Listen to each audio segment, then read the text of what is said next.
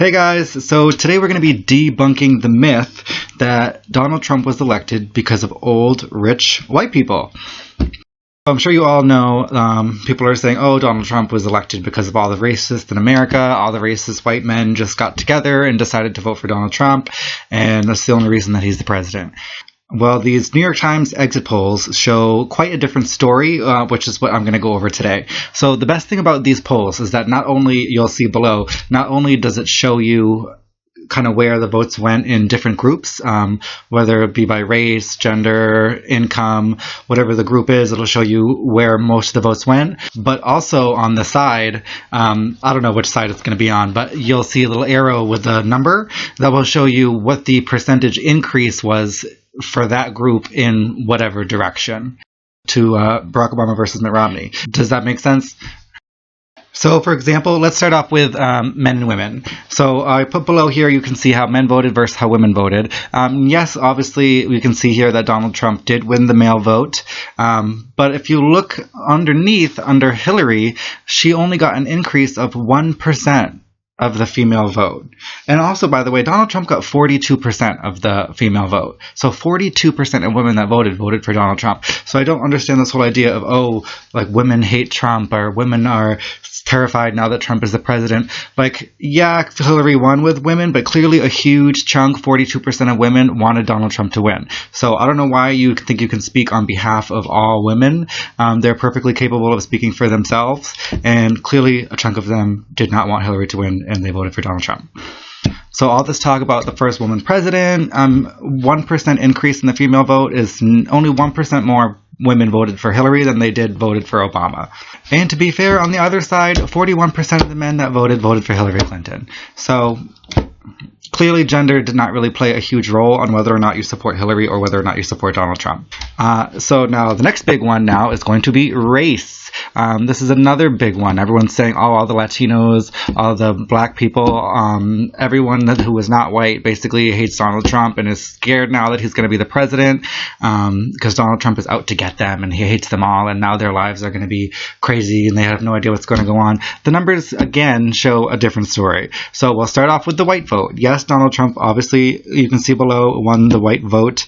58%, so a pretty big margin. But again, if we compare it to 2012, if you take a look at this red arrow, only 1% more white people voted for Donald Trump than voted for Mitt Romney. So this idea that all these racist white people just came out to vote for Trump, I mean, clearly that is not the case. 1% increase in the white vote. He could not win with just that 1% increase in the white vote.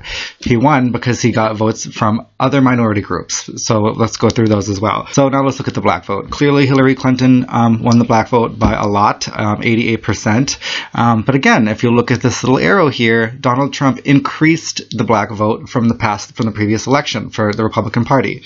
A 7% increase in the black vote. So there's a lot of voters that Mitt Romney was not able to get that he was able to pull out, and he was able to get those votes. So again, if he's so racist, why are these new black voters coming out and voting for Trump if he's so racist? Same thing, we'll look here with the Hispanic vote. So once again, yeah, Hillary did win the Hispanic vote. But if you look at Donald Trump, first of all, 29% is a big chunk of Hispanic Americans. So, I mean, this idea that all Latinos hate Trump or Trump's against Latinos, I mean, basically 30%, we'll say, is a big chunk. I mean, why do you think these people don't feel the same way? Obviously, there's a message that they're hearing that you people are not understanding. By you people on the left who are just accusing Donald Trump of racism, sexism, every buzzword you can imagine. Obviously, there's other minority groups that don't agree with you. So I don't understand why you continue to try and speak on behalf of everybody instead of just speaking on behalf of yourself, like these voters obviously did, and casted their vote for who they wanted to without letting you dictate who they should and should not vote for. An 8% increase. So again, that's 8% more Hispanic voters that Mitt Romney was not able to get, that Donald Trump was able to pull out. And so I don't understand how you could think that would happen if he's so racist. So now we'll go to the Asian American vote. So yes, Hillary won the Asian vote, but again, if we look at the increase, Donald Trump was able to pull out 11% more Asian American voters than Mitt Romney was. So it's another big chunk of a minority vote that he was able to pull out to help him, win the election. Why is Hillary Clinton losing all these voters? These are voters who either didn't vote in 2012 or who voted for Barack Obama. So why is she losing all these voters if Donald Trump is so racist and hates everybody and she's so perfect and is going to do everything for everybody? Obviously, these people are not agreeing with that. They're seeing something different. They're seeing the truth. So that basically covers it for races. So now another thing I thought was really interesting is I want to jump over to to income. So a lot of people again think like, oh, it's all these rich people, all the millionaires and billionaires who want Trump to win, and the poor people don't. They want Hillary to win because she's going to help the poor people. She's going to help. Sorry, my tie is not perfect. Sorry. Anyway, so we'll start with the lowest income bracket. So basically, voters making $300,000. Voters making $30,000 or less. So again, yes, Hillary did win the vote. But if we look at the percentage increase for Donald Trump, a 16% increase. So these are a lot of low-income voters who voted for Barack Obama or didn't vote at all. Who were not happy with the past 8 years, who don't feel like anything was accomplished. They don't feel like Barack Obama or the Democratic Party, or however you want to look at it, did anything for them. So we got a 16% increase in low-income voters compared to Mitt Romney back in 2012. That's a big chunk of people. And then the next bracket up, 30 to 50,000, we'll say, same situation. Donald Trump increased the percentage of that bracket of voters also by 8%. So another big chunk. It's not till you start getting to higher brackets that you'll notice that the arrow starts going in the other direction towards Hillary. Once you get to the top brackets, there's no arrow there. But look how close it is. 48% for Donald Trump, 46% for Hillary Clinton. So it's not like there was some huge gap, like all these rich people just voted for Donald Trump. It was clearly pretty evenly split. There's no arrow. I don't know if that just means it was dead exact how it was 2012. I'm assuming. I don't know. All right, so now let's jump over to age, which is another one that I thought was really interesting. I was even surprised by this. So if we look at the lowest age group that's eligible to vote, obviously 18 to 29, you'll again notice a percent increase for the Republican candidate, for Donald Trump. I mean, it's only a 5% increase. It's not as big as some of the others, but it was still surprising to me, especially because millennials, I think, are still more likely to be easily indoctrinated into this liberal cult, they go off social media, mainstream media.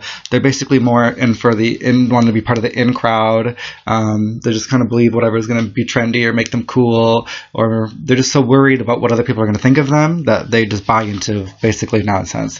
So I was surprised to see that percentage increase, but I mean, again, up to 29. So there are some, it's not just like late teenagers and people in their early 20s. Like, it goes all the way up to 29, so that could explain it. Who knows?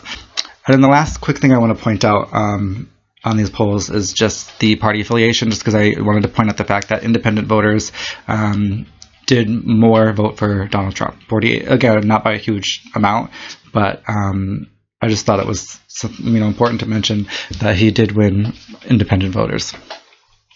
So to sum it up, I mean, the idea that rich white men are the reason that Donald Trump was elected, that kind of idea doesn't really match up with any of these numbers that we're seeing. So in order to do better than Mitt Romney did, he needed to, increase voters.